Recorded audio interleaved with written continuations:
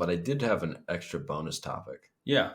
Because I forgot to mention this when we were talking about Holmes and Len not really living up to expectations. But with that, and of course, like this is obviously hindered by the fact that the Kings could not trade Holmes, and they seemed kind of optimistic that things could work, at least from Matt George's report at the beginning of free agency. But with the fact that they're not playing well, and it's just 6 games in, and so like this is just kind of like kicking the idea around. But man, imagine if this team had been able to retain Damian Jones for all the issues that you have, especially defensively. Damian Jones would have been fantastic. Yeah, I mean, he was kind of our crush at the end of last season. We really liked Damian Jones. He was kind of a nice surprise. I remember when we got him at the kind of the end of the 2021 season. I'm like, yeah, whatever. But he's very surprising. He seemed like he developed like a mid-range game, was good on the inside, seemed like a smart player, wasn't going to force anything. Like we said, we really like those guys who know their roles really well and aren't going to go out of bounds of them. And he was that guy, especially at the end of last season. He played fantastic. When Sabonis went down, really got a nice share of minutes towards the end with Holmes out as well. And so, I mean, it'd be weird because, of course, I like Damian Jones a lot, and it's kind of sad when we couldn't keep him.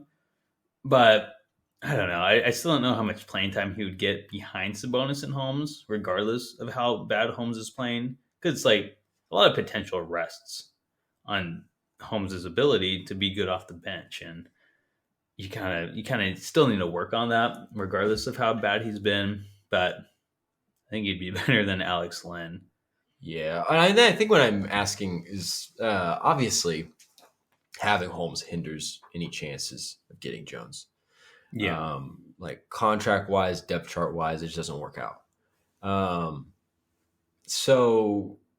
But like, imagine if they could have you could somehow ship off Holmes and sign Damian Jones.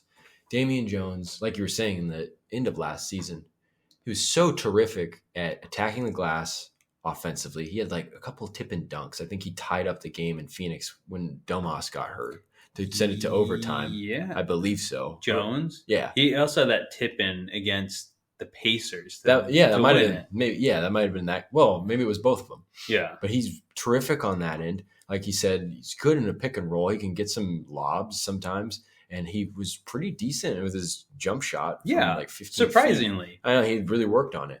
And it's just like, we're talking about it. It's like, okay, Holmes has been disappointing in switching, being able to switch. That's not necessarily Domas' strength to begin with. Len is just absolute liability, switching on anybody smaller than him. Damian Jones would have been the best, most versatile center on this team defensively. Yeah. And his ability to protect the rim is kind of a roving rim protector because he's like 6'10", 6'11". Yeah. Not like super imposing height-wise, but he had so many blocks from behind, like countless. He would have like 2 or 3 block games in that like final 11-game stretch, whatever it was. Yeah, he was really good. He was terrific. And you always point out the fact that when he was in Golden State, he'd guard Klay Thompson in practice. And it's just like, he really was always good switching out on the perimeter. And we always pointed that out. I remember we wrote an article, like, man, this guy's going to be in a rotation next year. And one of the big reasons was his ability to switch. And he would have just been exactly what they need.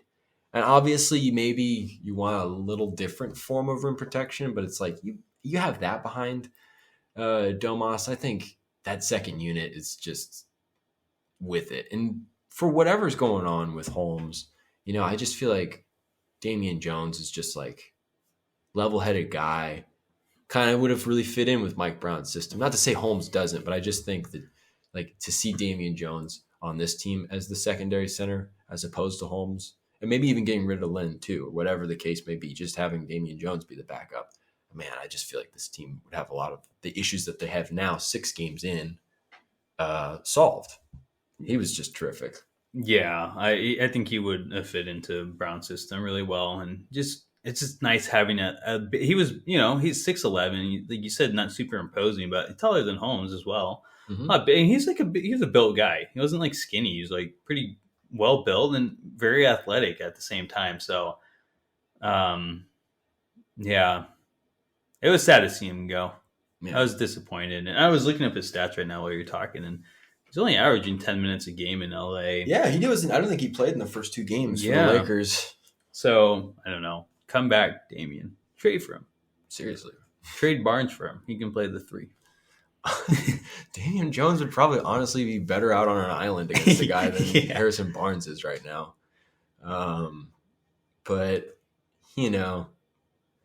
it didn't really work out for the reasons we laid out. I think that if the Kings could have, they would have kept Damian Jones.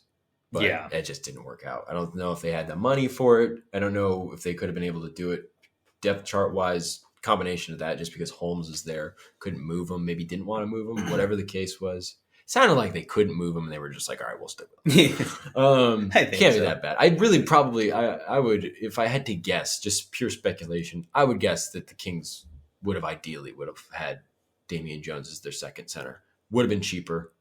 Would have been better. Would have been cheaper. I mean, oh God, there's still that potential that Holmes. Yeah, I don't actually want to take away, because I said he would have been better. It's not like they knew that. They were still like, man, if Holmes plays full potential off the bench, it's like you have that starter off the bench. Yeah, but if Holmes, I don't know, I think he's just not happy. I just don't think he doesn't want to come off the bench. He didn't sign that contract to be coming off the bench. Yeah. And I think he just, he definitely, this guy played with energy. He barely played off the bench in his time in SAC because he replaced Dwayne Dedmon so quick. But he was awesome off the bench in those first 4 games 2 seasons ago. And I mean, you just hope that he would keep that energy. It's a perfect guy off the bench, a spark plug at that time. Or he doesn't have that same energy, and that's just such a big part of his game, and it's just gone. It just seems like he's there to do the motions, and that's not the player Richaun Holmes is. That wasn't what made him so special, and it seems to be gone now. And I think that's why I think he's upset, because that energy just seems to be it's just vanished. It also could be, and I said this at the beginning of training camp on media day. They asked him, I think Sean Cunningham asked him, it seems like everything's cleared up, but I mean, use everything behind you. And he's like, yeah, fine. And it's of course he's going to say that. Yeah. 75% of things athletes say, especially about personal stuff, is just, they're not telling you the truth. And I think when it comes to that, I even said it, on the podcast, and I'm sure other people have thought about it too. It's I don't know if I necessarily believe that. That was a big deal. Whatever was going on, whatever the case may be, when anything that's involving that kind of situation where it's a family entanglement, especially that it involves a child, again, regardless of whatever the case was, it sounds like everything was cleared up. That still affects you. Even if everything's quote unquote behind you, there's still residual effects. Yeah. These are blood relationships, and that stuff can get bigger than basketball. And whether he wants to admit it or not, sometimes that can affect him. I don't know if that's the case, but in the spirit of speculation, it has to at least be considered. Yeah, I totally agree. I agree with that.